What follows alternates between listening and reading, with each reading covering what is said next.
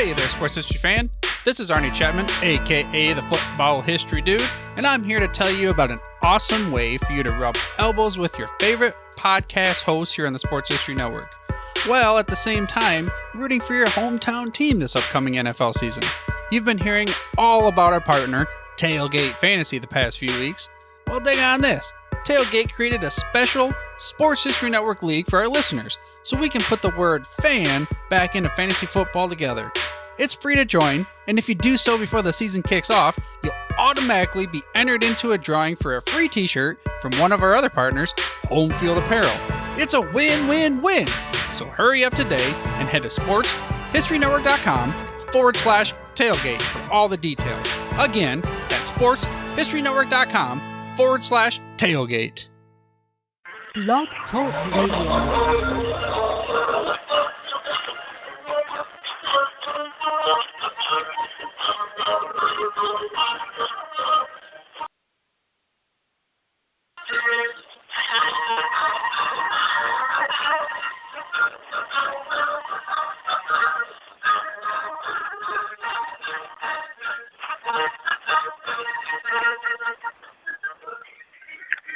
Tonight we will go back in time to seasons past, when 22 men graced the rugged fields of yesterday, fighting for one more first down, one more yard gain, one final score which would bring victory after 60 minutes of battle on the gridiron. Tonight we will explore the world of Gridiron Greats football history and its memorabilia on the Gridiron Greats Publishing Broadcasting Network, in conjunction with Swick Enterprises. We're live from the Wallingford, Connecticut home of Gridiron Greats Magazine.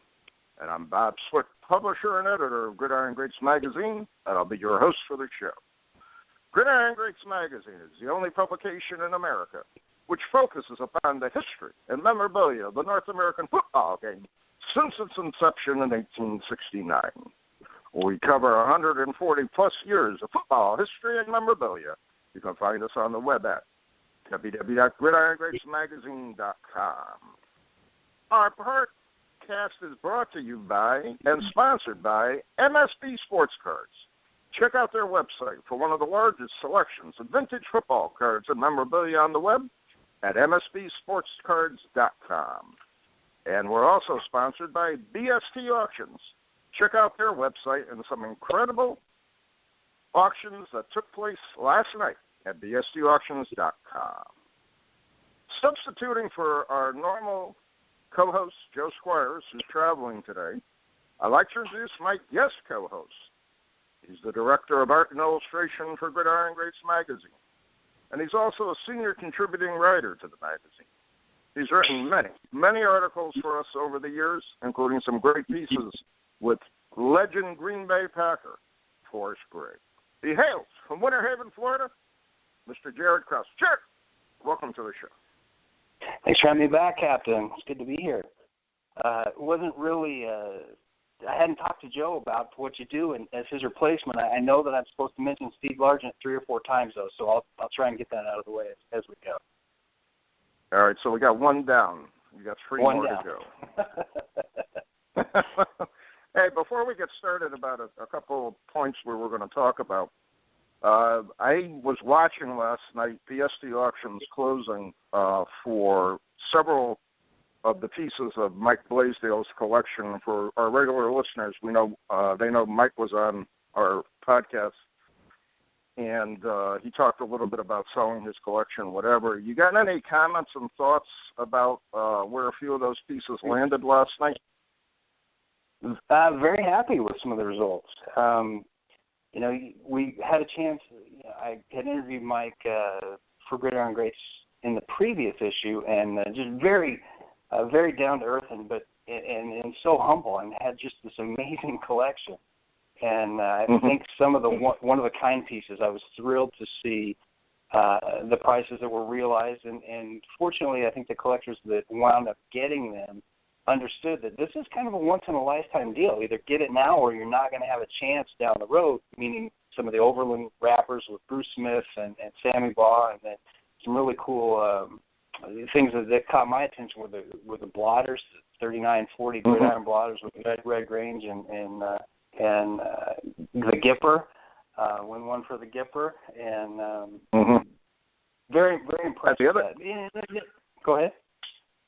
The one thing, the one item I was exceptionally interested in seeing, and I was kind of blown away. Actually, two areas I was kind of blown away by. Looking at the 1894 Mayos, where they ended up, and also looking at a small grouping of Walker Cleaners that were offered on the auction.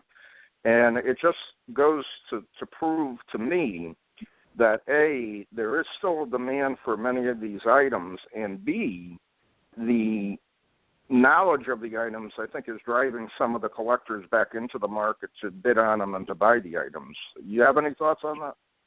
I think you're absolutely right, and fortunately, we're getting that kind of exposure. Because my personal opinion is that the NFL doesn't do a real good job of embracing its history the way, say, Major League Baseball does.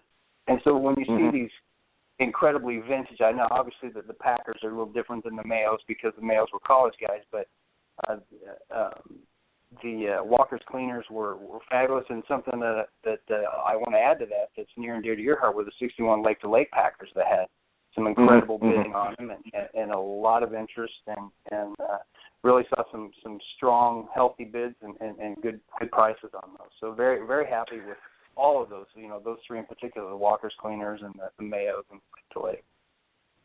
It was very interesting to me, and again, touching upon one area you've stated before, I've always maintained, and I know a lot of people agree with me, the NFL really wants people to believe that the NFL history began in 1970 when the AFL and the NFL merged.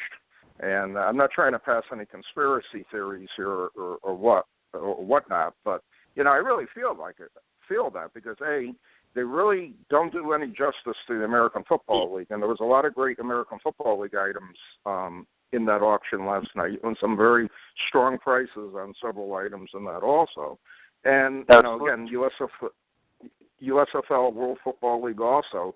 They don't want anything to do with them, and it is part of the history of football, whether they want to believe it or not. But I do agree with what you're saying with regards to the hammering of real early, especially realistically 1919 to 1946 history, and then take it from right after World War II, 46 with the AAFC, All-American Football Conference, right up to 1969, the American Football League. It's basically, it's gone. You know what I mean? Yeah, absolutely. Well, you mentioned the AAFC, and when you look at, the NFL at the time had thought that they were such a bigger and better league. Well, look what happened when the Browns played the Eagles that first time. It was supposed to be a cakewalk for the Eagles, and guess what? Otto Graham and Lou Groza and Paul Brown and Dante Lavelli, those guys have something to say about that. And they were good players, and went to continue to dominate when they did enter the NFL. So it's unfortunate that we talk about how many Super Bowl victories. We don't talk about how many championships the Bears have won. It's just that the 85 Bears is all there is.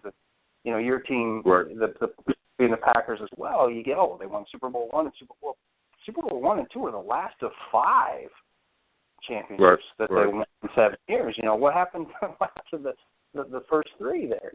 That people don't realize, and the NFL had 50 years of good football before the first Super Bowl. So while they put the XLLIIV, whatever the Roman numerals are, there was a lot of good football that played before Super Bowl I or in an AFL NFL World Championship one. I guess it wasn't the Super Bowl for a couple of years after that. Anyway, getting back to the auction, some great stuff had gone on. There were some good AAFC programs, 46 championship program that featured the Browns, and so it's good to see some of that vintage stuff out there, and that people are becoming aware of it, and that it's getting a little exposure, and hopefully, as the NFL, 2-3 years from 100. The NFL being 100 years old, hopefully we'll start seeing some more people that embrace the history, and it'll start some conversations like this, and have a chance to give it some exposure. And for those people that are collecting that stuff now, good on you, because I got a feeling that as the exposure gets out really there, take off. Yep. How can it not? How can it not? Right. And, it's interesting. Next year, the National Sports Collectors Convention is going to be back in Cleveland. And I found it very interesting setting up there that basically all my items I brought from the AAFC for the Browns went, and they went rather quickly. And the prices of them were very, very fair, in my opinion, one way or the other. And I really was not in any way, shape, or form surprised by the prices I got on. I had a lot of AAFC ticket stubs that I brought there. And I had one gentleman who basically told me he attended a lot of those games as a kid, and he wanted to rebuy those memories. And it was pretty interesting. He was very, very, very learned about those games. He still remembered them. He could basically tell me some of the plays, for crying out loud, that was going on. So I was happy to see that he got them. And I had a handful of AAFC programs at the same time, and him and a couple other people ended up buying them. So it was pretty interesting. Well, I'm going to move over a little about what we were going to talk about. Jared, as many people may or may not know, is basically Brenda, my wife, and I's right hand with this magazine. And he illustrates our front covers. He's been doing it for quite a while now.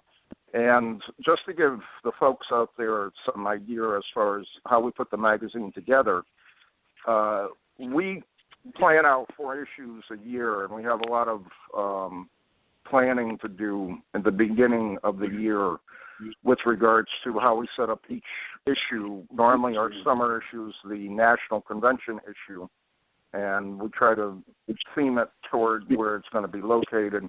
The other issues are basically, as you can see, for many people who have read the magazine for a while, there's a lot of similar columns with regards to what we have there, with regards to, for example, in the huddle, which was started with Forrest Gregg, we have a ring column. Martin Jacobs writes a lot about older San Francisco 49ers players and the AFC and the like.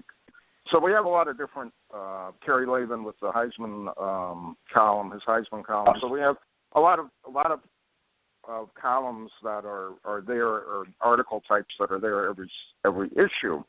And then we have other features that come in and out and so on and so forth. So for the cover, Brenda and I kind of talk about, with the articles we have, what we like to see, so on and so forth. And I send Jared a couple ideas with regards to the cover, so on and so forth. And then you get back to me with 2 or 3 different variations. What goes on in your mind when you're putting those covers together? Well, as you said, we kind of get a list of articles that are going to be featured. Now, some of the things we know, like you said, Kerry does the Heisman ballot, and we try and have in the huddle with Forrest Gregg feature, and we kind of know that Martin's going to do a Niners, and Dr. Robinson will do the Ohio State stuff for us very frequently, and you've got Packer things. But when it gets to me, it becomes, okay, what do we have and what can we feature? Great point would be our previous issue we had Mike Blaisdell as a super collector, and since that's a feature that we continually have, I always try to feature something from their collection on the cover, simply because they've taken the time to allow us into their personal collection, if you will, tell us their story, and so it's always nice to feature something of theirs on the cover. Generally an accentuating piece to another article maybe, but in Mike's case it was like, he's got such an unbelievable collection. I don't think, the things that he and I discussed were even scratched the surface of maybe how deep it goes, but for his case, I wanted to put that Sammy Baugh on there just because of the scarcity. It's one of the greatest quarterbacks of all time. B, it's maybe one of a kind issue. So you just go, this is something we really need to get some exposure for, as we were mentioning earlier in the show, that some of the pre-Super Bowl history out there. Well, this is one of those guys that would equate certainly to a Lou Gehrig or something if we were talking about baseball. This is one of that caliber of guys. So, but when we get to the cover, Blaisdell stuff aside, it's it's trying to feature something that is going to. We're men, we're visual creatures, so I want to bring something to your attention, something that's going to make, oh, that's interesting, just from the cover. I'm already hooked. I want to see what that's about, and we've done various illustrations. I've done drawings, but it's trying to find an image that we haven't seen before, we haven't seen in a long time, or maybe it's featured in a different way that makes us take a second look and become interested in what's going to be in the pages and in the articles. So it's kind of where it starts. It's just an idea based on the articles we have. What can we do to feature or highlight something that we're going to talk about in the magazine? And we've gotten many nice compliments of your covers over the years too. There were some very, very classic covers. I know the national one you did a couple of years ago, which just had the Bears helmet there, was phenomenal. I had a lot of people pick it up and never saw the magazine before, never heard of it, so on and so forth, and they ended up subscribing to it, so it was pretty cool. The other point that I'd like to talk briefly about, and I'm sure our listeners would love to hear the story with regards to, you started several issues ago with an initial interview with Packer legend Forrest Gregg. Tell us about how that came about and some of your discussions with him. Oh, that's just such an incredible story. A friend of mine is a physician's assistant, and he had sent me a photograph. He said, Jared, this is me and my patient, and he said, I'm not breaking HIPAA regulations. He gave me authorization to send this, but it was a picture of him and Forrest Gregg, and he said he used to play for the Packers. Well, yeah, I know that.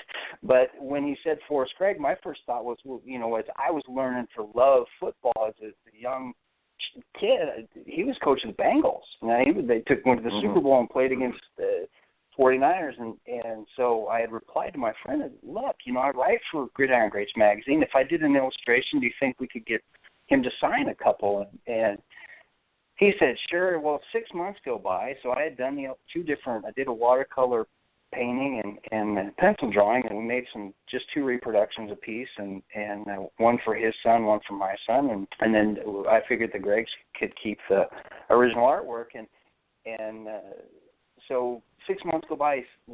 He comes back in for a checkup, loves the artwork, and he said, yeah, he'd love to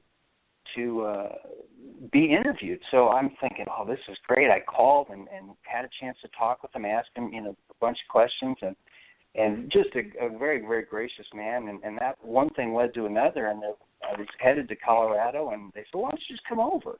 And, are you kidding? A chance to get to go over.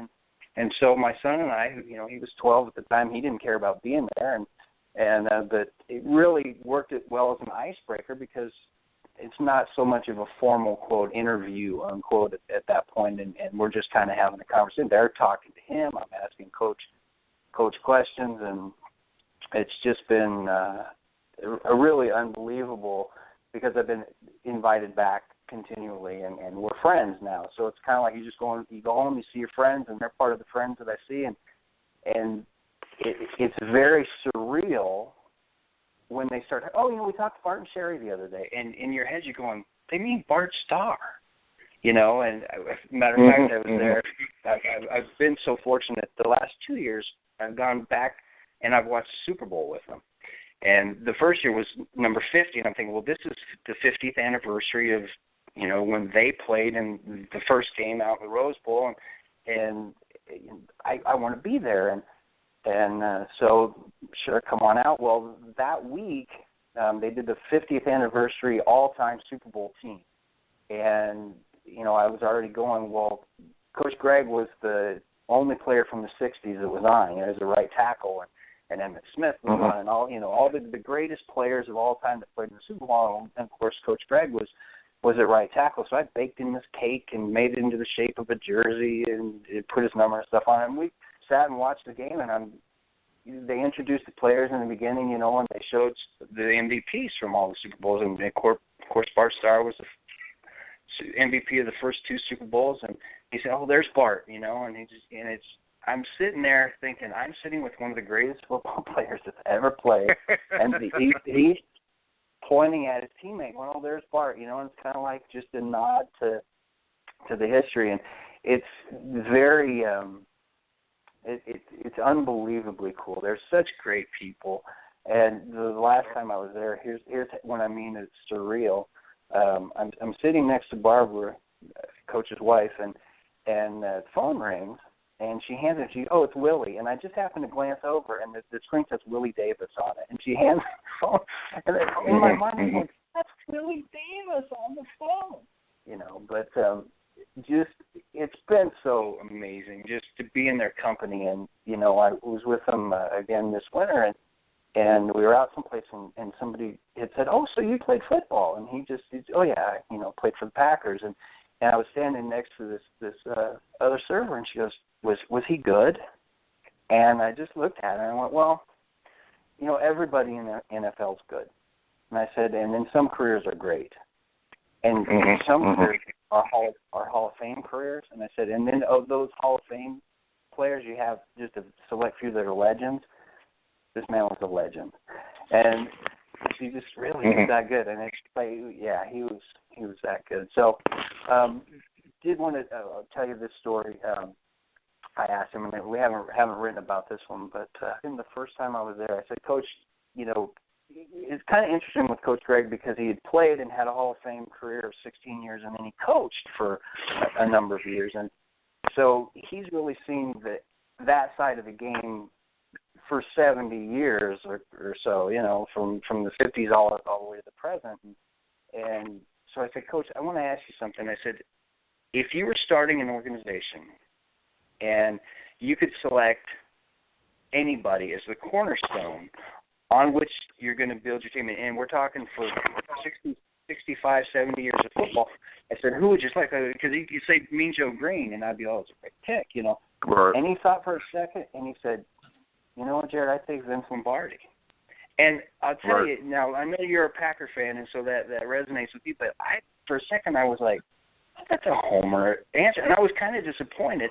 And then I went and I thought about it, and what he was saying was not that I'm just picking my coach because he was my coach, because what he was saying was, Jared, his name would be on the trophy no matter where he coached. If he had been a Cowboy, the Cowboys would have had the success that we had in Green Bay. If he'd have been in Cleveland, same thing, or Pittsburgh, or St. Louis, or wherever, that team would have been that successful. And he's saying that I was just fortunate to have been in Green Bay, and he was in Green Bay, and I start with him. So after I considered what his answer meant, I was like, wow, that's incredible. But that's amazing. All right, I got to move along here because our guest is called in, and I'd like to introduce him at this time. Our guest tonight is a collector of vintage football programs from the 1920s. He was our super collector in Gridiron Greats Spring 2016 issue. And at this time, I would like to welcome Mr. Jeff Coggin to our show. Jeff, welcome to the show. Hi, Bob. How you doing, Bob? I'm good. Thanks for calling in. Welcome, Jeff. We have our guest co-host, Jared Krause, who's our illustrator, who's going to be with us. And I'd like to start off by asking you, Jeff, you got an incredible collection of vintage football programs. Can you give us some background on how you became interested in collecting vintage football programs from the 1920s? Well, from a young age, I used to like reading books, and I ended up with an old, I think it was late 70s, I think it was 78, I ended up getting the football encyclopedia, and I just started reading through it and looking at the beginning of the NFL and APFA, 1920, and I don't know, it caught my interest from a young age, and it just kind of went from there. I collected baseball stuff too for a while, and just kind of gravitated towards the football. Growing up, I was a Patriot fan in the 70s, which that didn't work out too well for us. But so how's that working now? What? How's that working for you now, Jeff? Oh, it's good, thanks. No complaints. I tell I tell the story all the time. Back in the mid-'70s, actually 1976, my buddy, I grew up in North Branford, Connecticut, so it was about a roughly 2.5-hour ride up to Foxborough. My mom would make us a couple sandwiches, and we'd drive up the day of the game and just walk up to the ticket window and buy a ticket. And sit anywhere in the stadium because there was literally plenty of seats available, and it was at that time Foxborough was just the benches. There was no seats unless you had the real low seats there. So kind of funny because it was just classic Patriots football of the 70s, and then it was always like 2.5 hours to get out of there. So we would just sit in the stadium and see if there was any like coins on the ground to pick them up and bring them home type of thing and whatever. Yeah, yeah. It was. I used to go with my dad a lot, and I mean, like you said, you could walk in there, and even in college, I went to school in Boston, and we would go down there. I had a bunch of my friends were from D.C., and at the time, the Skins were very good in the 80s, and we went down one day, and the same thing you just said. We walked in the day of the game. It was a downpour. Must have been 10,000 people there, and they were all Redskins fans. And we sat second row right behind the Patriots bench, and that's just how it was, you know. But things have turned, and I'm going to enjoy it while we can because Brady's on the clock, you know. It really is. So, I mean, that was basically, you know, to get back to the collection. I always liked football. My stepdad was from Baltimore, so of course I heard all the stories about when he was a kid, you know, the Colts in the late 50s with Unitas and Berry and that whole thing. And then, you know, they were pretty good there in the mid-'70s with Lydell Mitchell and Burt Jones. So you know, it was always around, and it just kind of progressed. And then these large auctions started to become popular. You know, Mastro and Steinbeck, you know, back in whatever that was, 93, 94 era. And I just started getting the auction catalogs and slowly started to, you know, see what I could get. And, you know, finances always played a part back when I was younger. And then, you know, so I think most of the collections I put it together in probably the last 10 years. Wow. To be honest with you. Wow. Yeah. Jeff, And give us an idea, if you would, Jeff. Give us an idea of what you got for the people that don't have the magazine handy. You know, programs from the 20s. Tell us, I've got the Spartans, or I've got the, you know, give us an idea of kind of what you're talking about. Sure. Yeah, I've got you know, I got one or two programs from the American Football League. You know, the league range started with C.C. Pyle there in 26. But, you know, I have a couple from the early 30s. But, you know, I really gravitate towards the defunct teams that are no longer around. You know, I have like a Buffalo All-Americans home program against Akron from 21. That's one of my favorite ones. You know, I have a Dayton Triangle program, Akron, a lot of the defunct teams, and that, you know, versus, you know, maybe I have some giant programs, but in Green Bay, but I kind of tend to go towards the more defunct teams. But I bought a scrapbook from a guy about 5 years ago, and it had all cut out like newspaper clippings from games in 1920, and this is probably one of my favorite things. But so glued inside this scrapbook was probably like a 4x6 index card size. It's a 1920 Chicago. It says Racine, so Racine Cardinals at Rock Island, which it's a program from basically the first year of the league, and wow, that was in this scrapbook, and I had it professionally removed. There's a guy in Boston that does the work, and so, you know, I've got that. I have all kinds of, you know, not all kinds, but I've got a good amount, and it seems like, you know, pre-25 are the tough ones to get. You don't see as many of those, you know. Mm-hmm. You see a lot more late 20s, obviously, as as the league started to gain momentum and things after Grange and stuff like that, and more people went. So a lot of these earlier programs, I think, who really kept them, you know? I mean, there might not even have been anybody, you know, at the game. You might have had a couple of thousand people at some of these games, you know? You're absolutely right. So, I mean, you know. It's always interesting to see exactly what you said. If you had a game, let's say there was 2,000 people, what did they sell? 20 programs, 30 programs? How many did they actually print? You know, we have no idea. So.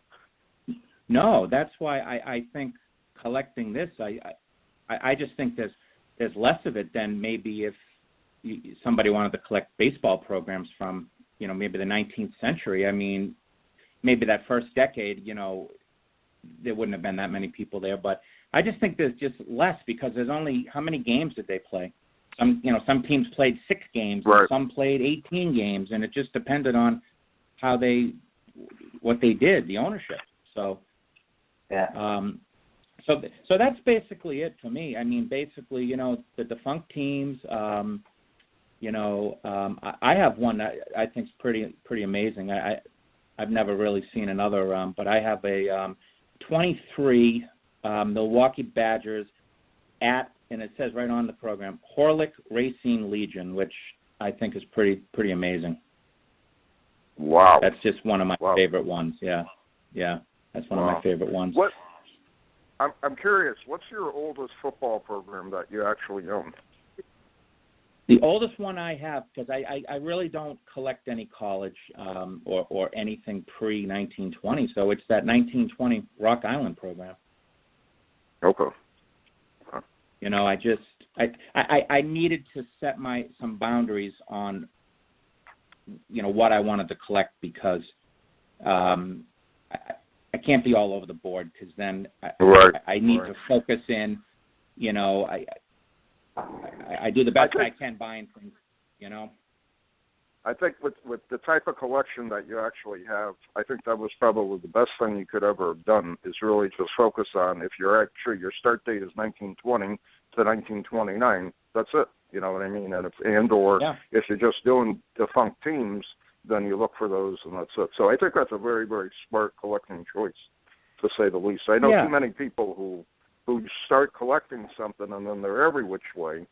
And then they end up like me, having, you know, a little from a lot of different errors, and not a lot from any one error type of thing. So it's kind of interesting, you know. Yeah, no, I know what you're saying. Because when I was collecting baseball stuff, mainly when I got out of college in '92, when those big auctions started, I mean, I bought a little football, but it was mainly Boston Braves. You know, you know, I don't want to go into baseball on you here, but that's where I was. And then it started, it was Boston Braves. Then it was Federal League, 1914 and 15. And I was all over the board, like you just said. And that just didn't work for me. So, you know, it's 1920s. I have gone into the early 30s. I got about a half dozen programs, but again, it's all those defunct teams, you know, Providence Steamroller, you know, a couple of Staten Island programs, a Cincinnati Reds program from I think it's 33, a Portsmouth program. So, you know, but mainly, you know, 95% of it is the 20s. And it's not just programs either. I have more than that too. I have ticket stubs. I really enjoy panoramic photos. You know, I've got 5 or 6 beautiful photos in my office. So, but you know, it's more, you know, it's the programs is number one, but then it's memorabilia too. It's the ticket stubs. It's some pocket schedules. I have a really cool sideline badge for a game in 26. The Brook Lion Horsemen were playing the New York Giants, which that's pretty unique, obviously. So very cool. You know, it is. Yeah, it is cool. Very cool. Well, I'd love to show you the photos. You guys enjoy this, and none of my friends do, and it's. I'm glad you asked me to come on today because I can't talk to anybody about this. No one cares. No, they never heard of the Frankfurt Yellow Jackets? How could they not know about them? Yeah. I know. Come on, right? What's Boston that? Maroons, what's that? Yeah, exactly. What's the piece de resistance, if you will, pardon my French, either do you have it or are you looking for it, or what is, on your radar that this is the thing, this is the, man, if I could just get that program, or I finally got that program, or what is that piece for you, Jeff? That's a good question, but it's also a tough question because, with this hobby, you never know what's going to come up, So I don't have a program, this might sound crazy, but I don't have a program, and I don't know if anybody does. I haven't seen any, but there could be some. Has anybody ever seen a home Rochester Jefferson program? That's a tough one. That would be something. That's a tough one. Yeah, that would be something I would like to get. I've never seen one. Usually you see them, they're the road team. So I don't know. Maybe an old, I have a Columbus program from, I think it's a 23. Yeah, the Tigers, right, exactly. I don't know. To answer your question, I just think it would just be something that would blow me away, that maybe I open an auction catalog or I go on eBay and, wow, look at that, and of course it has to be in my price range, but it's hard to say, Bob, it's real hard to say. It's real hard to say. Okay. Maybe a panorama of one of those teams, like a Providence Steamroller, or something like that. It's real hard to say. It's real hard to say. And those old photos are becoming more and more difficult, in my opinion, to find anywhere, especially original ones.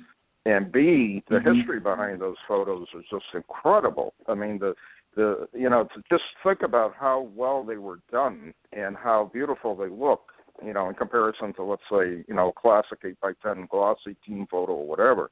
It's just amazing to see. And then the other area, which is becoming more and more rare, in my opinion, are any type of game photos that are actually taken for like AP or UPI, because a lot of newspapers have unloaded their entire photograph negative and still collections. They're getting rid of them. And right. Those are tough to find now at the same time. You can still find in 70s and 80s, they're out there, but anything to me pre-World War II is brutal to find and very expensive at the same time. So those are classic. Anything that you have in that area, in my opinion, is just so classic, historical, vintage football. It's just mind-boggling to me. And then just a quick comment on the ticket stubs. A lot of individuals don't realize that ticket stubs, to me, again, pre-World War II, are very, very rare, because a lot of those programs and ticket stubs went into the paper war drive during World War II. So a lot of that stuff got used up. So anything, to me, that's still saved is just amazing to me. And again, think about it. You got a program that's almost 100 years old, and it's probably very sturdy, and it might have some toning on it, yellowing or whatever. But other than that, that paper will last, a couple thousand years type of thing. It's amazing. Oh, absolutely. Really. Yeah. No, you're right. That's a good thought. I forgot all about that, to be honest with you. But yeah, during the war, that's right. Yeah. So you don't see them too much. Well, you kind of hit on the nail on the head earlier when you said, well, how many people were going to the games? It's the Pottsville Maroons and the Columbus Tigers in 1925. How many people went to that game? Bought the program, right. Kept the program, and now we're talking almost 100 years later, still have it, where you could find it. And I think when you said some teams played 6 games, some teams played 9 games, it's not like baseball where they're playing 154 games. So you can find a program from that season. With the football teams, you're absolutely right. I think there is a scarcity that was built in before they became collectibles, and makes it very interesting to know that somebody's out there that's putting this collection together. I salute you for that, Jeff. No, thank you. Yeah, no, you look at these auction catalogs, and I set I set like eBay alerts for different things, which you just never get alerted because you just never see a ticket stub or even an old pocket schedule from, you see them, but they're very, very rare, Right. I mean, I have two tickets. I have about 15 of them, but I have two from 21, and one of them is a Cleveland Tigers ticket stub, and wow. that's I think Thorpe was the coach. He played for them, and he was the coach that year, I believe. Again, I don't have my notes in front of me, but that I don't know who they're playing because it doesn't. It PSA encapsulated it, but you don't know what game it is, so it could be any of the games from that year. But and the other one I have, which is pretty amazing, and I don't want to sound, talk up my collection. I don't mean to do that, but I just think it's pretty amazing. No, I have it's from December of 21. It's when Canton played the Union Quakers of Philadelphia. I think the game was. I don't know if it wasn't Baker Bowl. I think it was Shibe Park. That's a pretty awesome ticket stub too. Mm-hmm. Wow. I don't know. That's amazing. Yeah, and I've got amazing. I think you have to remember too that football at that time, professional football, was nothing compared to the college game, where Michigan or the Rose Bowl or whatever would sell 60,000 seats and can fill it, and you're getting 2,000 at a professional game. Guys are playing for $100 a week, and they've got jobs, and it's a whole different. It wasn't like baseball where they're filling Yankee Stadium to watch the Yankees. Well, in the 20s they were filling the Polo Grounds to watch the Giants play, but totally different, and so it truly scarce collectible that I don't think we can say enough that I'm very, very glad that you're putting this together and finding the stuff and able to do it. So. Because you're truly preserving the early history of the game, which is in a lot of cases lost. I'm wondering, do you have any memorable collecting experiences you'd like to share with our audience? I really haven't. Maybe you mean meeting like players or anything like that. I don't know. I mean, I've gone to a couple of the nationals, over the years, which I always enjoyed. And my daughter was born in 2008, so I haven't gone to one since 2006. So I guess I'm due. But I don't know. I've gone to the nationals. That was enjoyable. I've met a lot of people. I've connected with a lot of people just from eBay and just sellers and different people and different talk boards that you can get on. It's like a family, and there's not many of us, so it's great to I could talk to you guys for the rest of the night. I mean, I really, I have people like that. They call me and we talk for a couple of hours just about stuff like this today. So I don't really have any memorable experiences other than just the people that I've connected with. And I was obviously I keep things quiet. I mean, and then you asked me to be in the magazine last spring, which was nice, but not many people. I don't really tell too many people that I collect because nobody around here has an interest in it. You know what I mean? So wow. I don't know. Tell us where the scrapbook that you got. Tell us how that originated and where that came from. The scrapbook? That was, I have to think. I got that, I think I got it on eBay a while ago, and I just happened to see it, and it had, cut out, when you used to, as a kid, you'd do a scrapbook, you'd read the box score, and you'd cut it out, and I still have the scrapbook, it's in the safe, but, everything was cut out. It was like, Canton against Akron, and there it was, and a little write-up, and it must have been 15, 16 pages of a scrapbook. And the thing that caught my eye was this red postcard with the lineups of the two teams, and the individual that sold it, I don't think knew, obviously, and then I got it, and I did the research. That's another thing I enjoy is Google's great. I Google everything and try to get as much history as I can. There were a couple of players that were listed on that 1920 program for Rock Island that I couldn't make head nor tails of it.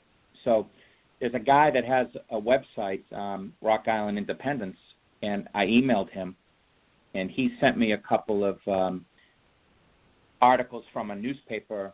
I don't know, it might have been the Rock Island newspaper, from before the game, and it explained those two players. And, you know, they never actually played, but they brought them in for whatever reason. So, you know, just doing the research like that, you know, is another thing. And I got the scrapbook, did the research, and I thought I knew what I had, and I wasn't sure. I'm like, well, maybe this isn't what I think it is. And then it's like putting when you put a puzzle together, all the pieces fit. And then I realized what it was. But it was basically just, I believe it was eBay. I'm almost positive it was eBay.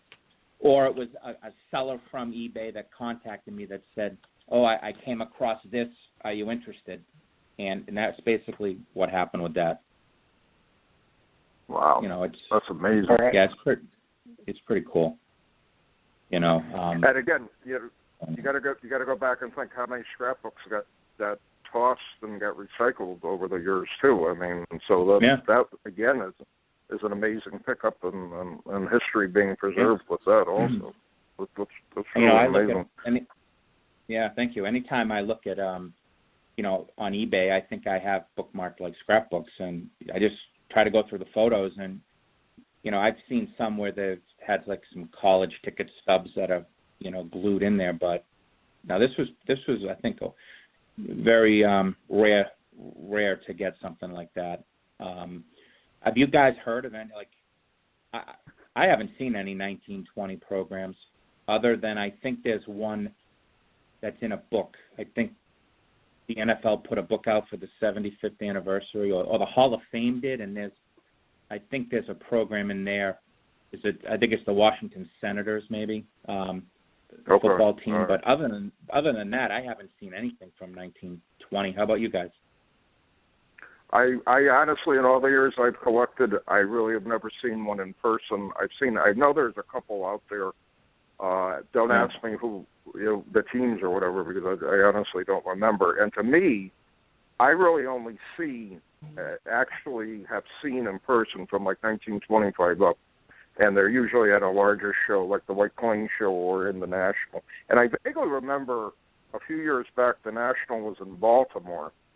And there was a couple of vintage paper dealers there, and they had some a pretty good selection of older, not just football, but baseball programs too, and football programs from like the 40s, 30s, and a few from the 20s.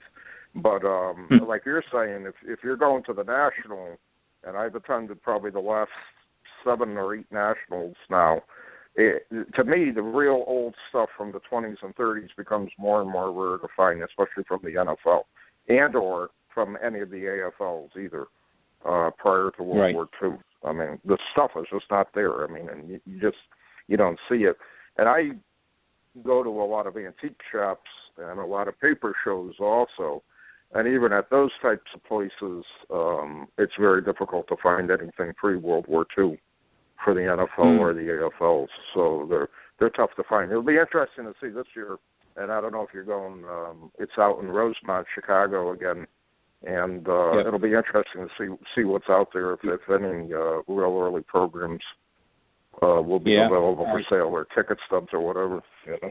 Right. You know, I haven't gone. Like I said, I haven't gone since '06, but I have some of the people I've connected with have gone, and last couple of years, they said exactly what you just said. There really was nothing for any real vintage 20s football stuff, you know, NFL stuff, pro football. So it's tightening up, you know. One thing one trend. I'm sorry. Go ahead, Bob. No, I was just going to say, you know, it's interesting because last year was in Atlantic City. I really thought I would see some vintage, you know, New York stuff. From the 20s and 30s, and there really was not anything whatsoever. You know, basically looking at post-World War II stuff more than anything else in football. There was very little, with the exception of, you know, a handful of cards or whatever. But ticket stubs and the like, I didn't see anything myself. And I got to look at, I got on the floor a few times to walk around and see what was there, and there was really not that much there. So. Yep, that's what I was told too. You know what I ended up winning last night? I just talking about programs. BST had that auction last night, and I was fortunate enough to win the first Giants home program last night against Frankfurt. Wow. Okay. I bid 25. Wow. What? The 1925 Yeah. Giants versus Frankfurt? Yeah. I bid very early just to bid because, if you don't bid, you can't bid after like 9 o'clock. You know how it is on the auctions. And I was going to bed last night. It was like 12:30. I looked. I couldn't believe how low it was. And I said, well, I'm just going to tap it to the next bid, and I got the invoice this morning. So I was thrilled. Wow. I don't know. I think I don't know how I got it. I think there's, Robert Edwards auction just started, and there's a couple other ones going on. So maybe, I don't know, maybe people were distracted, or maybe nobody had an interest in it. So I got lucky. Right. Great program. So we have living proof of BST auctions and the ability to win. Yes. Oh God. Win some very, very. Sorry. I Take a free plug. I don't want to promote anybody. I'm sorry. Well, no. They co-sponsor our show, so I'm happy for you that you won it. So gives them a good plug. So that's great. Go ahead and say it again, Jeff. Go ahead and say BST auctions one more time. Yeah, BST auctions last night. I won. They're great. And it's bstauctions.com also. Yeah, there you go. go. Website. Well, you kind of led me in that. You led me in that direction when you were talking about the Atlantic City National and no New York area stuff. So it kind of made me think about that. I don't know. And again, I was very surprised because I really thought there would be, as much as a lot of dealers complained, we didn't see a lot of dealers that we normally see. And to me, it was a golden opportunity to see some real vintage East Coast stuff. I know the stuff I brought. And I didn't have really super vintage stuff. I had a lot of stuff from the 50s and 60s from the New York area. And I had a couple of collectors, pick up some nice pieces there. But like I said, and I agree with you, I really didn't see anything whatsoever from pre-World War II there. So it's pretty interesting. Well, we're almost out of time. Jeff, I really thank you for being on the show. I appreciate you coming on. Thank you. You have an incredible collection, truly amazing to see that stuff. And I was happy you were a super collector. We got some nice comments on your collection. And again, it's so unique, and it is really the beginning history of football, professional football, as far as I'm concerned. And for you to preserve it the way you are, it's just great. So I truly appreciate you being on the show, and thanks for asking. Hopefully we can run in to each other at some national or some East Coast show here, and we'll talk. Yeah. So I would love to. Thank you very much, you guys. It was very, very enjoyable. Have a nice rest of the day. Appreciate it. Thanks, Okay. Bye, guys. Thanks. Take care. All right, Jared. It's time for our goal line stance.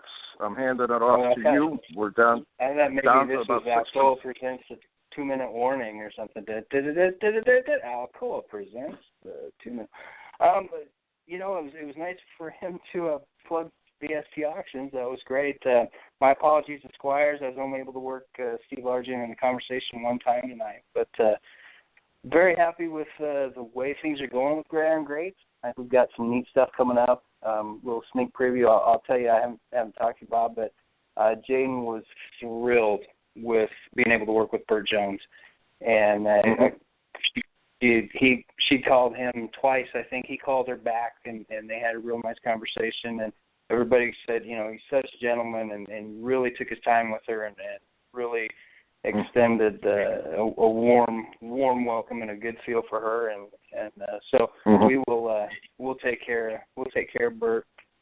But I'm very excited for her to have that opportunity, and it's something I think that we've done with Gridiron Greats that I really have appreciated is giving people a chance to have a voice with Jaden with this article, but particularly with Karen Spihar, Forrest Gregg's daughter, and I love the work that Don Miller's done for us and Allison in the past, and I'm just thrilled with where we are and kind of what looks like we've got coming down the pike. So very, very thankful to be a part of it all.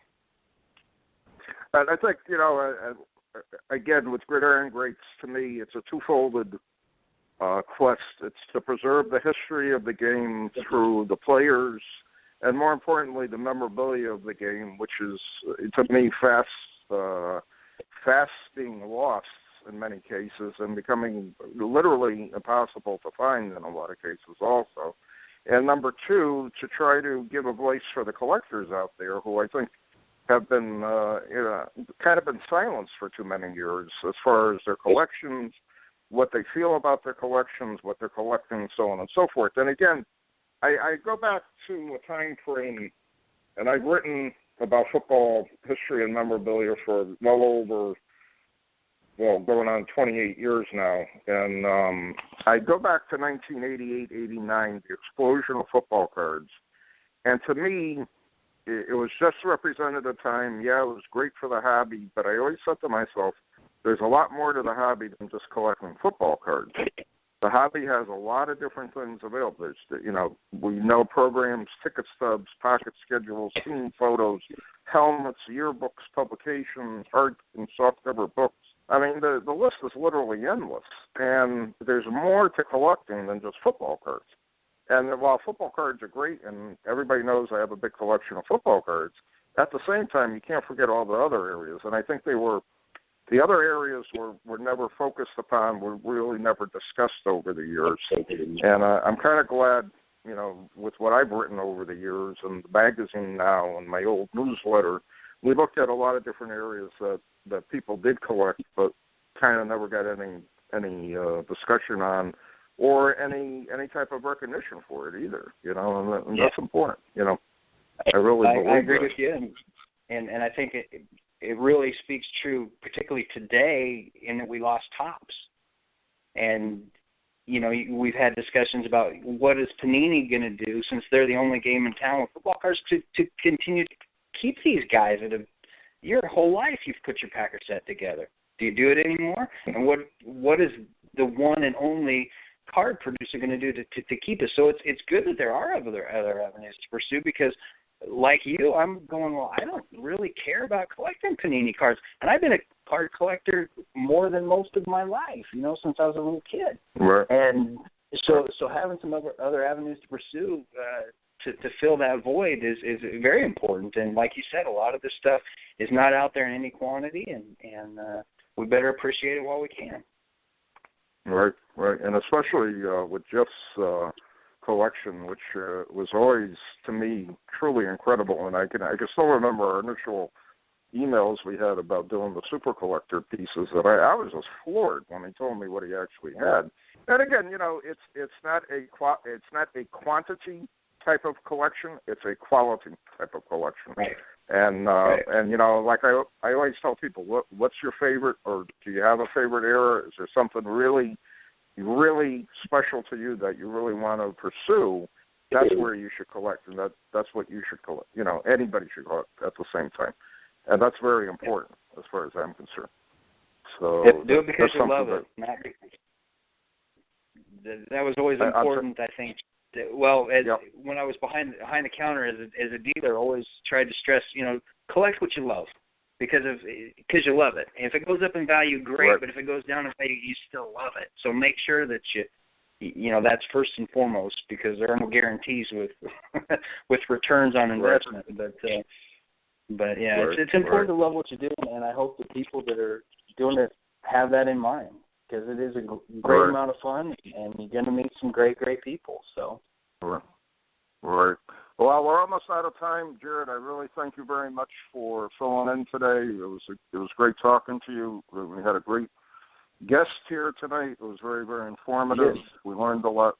And again, I want to remind our audience that we're sponsored by MSB Sports Cards. Please check out their website for vintage football cards and memorabilia, msbsportscards.com. And also by, as we have living proof today, BST Auctions. Check out their website, bstauctions.com. Real quick, do you know when their next auction's coming up? Won't be till fall. Sometime, Okay. I want to say Fall. probably in October, but won't be till fall. Okay. But we'll have some more of that great Mike Blaisdell stuff, so stay tuned, football collectors, because there's more great stuff on the way. Correct. Okay, we're out of time. I'd like to thank our audience for listening. And again, if you don't subscribe to Gridiron Greats Magazine, please check out our website, gridirongreatsmagazine.com, for information for back issues and for current subscription. Jared, thanks for being on. Thank you for Thanks listening. for having me, Captain. And we'll be back, second show later in the month. Thanks for listening.